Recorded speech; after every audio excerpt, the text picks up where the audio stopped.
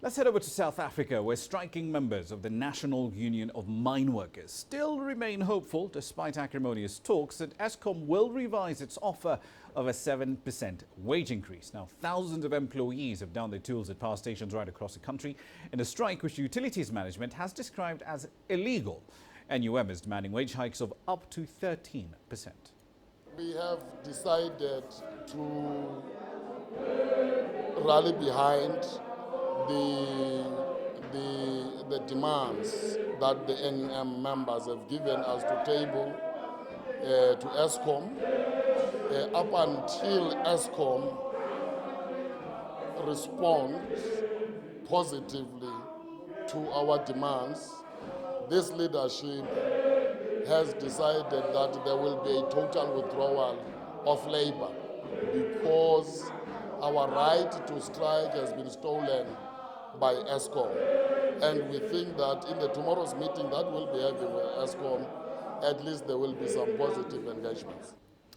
Angela Coppola is live in Johannesburg with more data. Has been following this story fairly closely for about a week now. Angela, let's start with NUM. They've previously accused the Public Enterprises Minister, Lynn Brown, of being biased in Eskom's favour. Does the minister plan to intervene overtly or covertly in this dispute, despite that very public lack of trust?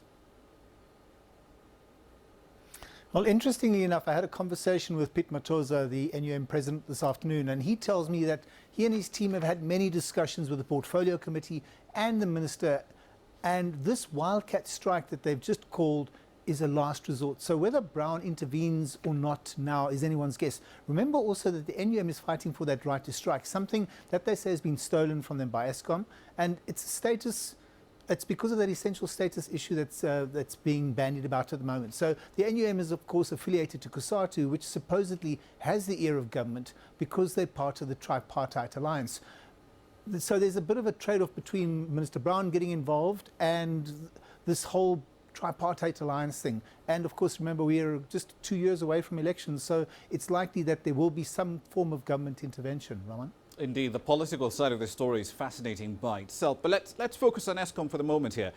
Does it have a plan B if these wildcat strikes become a lot more widespread and affect more than just the 3 power plants that were hit yesterday?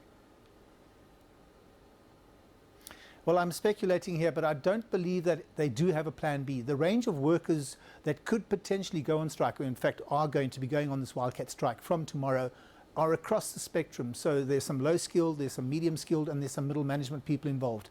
Could the workers bring the utility to its knees? The answer is yes. Will Eskom management allow it to get to that stage? Well, that depends. Brian Molefe hasn't been tested to that degree just yet, and this may be his baptism of fire, and it remains to be seen whether he will play hardball or not. Bear in mind that Eskom does have a court injunction making it illegal for the workers to actually go and strike, and Molefe and his team might enforce that injunction, and there could be some force, and there's a potential for some form of violence as well, Rama.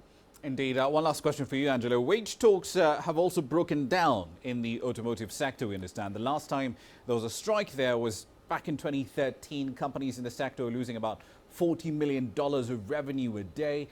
Is that a scenario we're likely to revisit this year?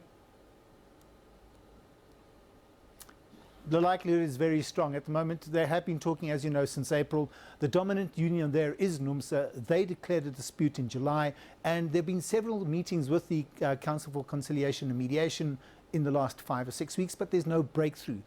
And we know that the current wage deal comes to an end in September, but that doesn't mean that the new negotiations have to be settled by then.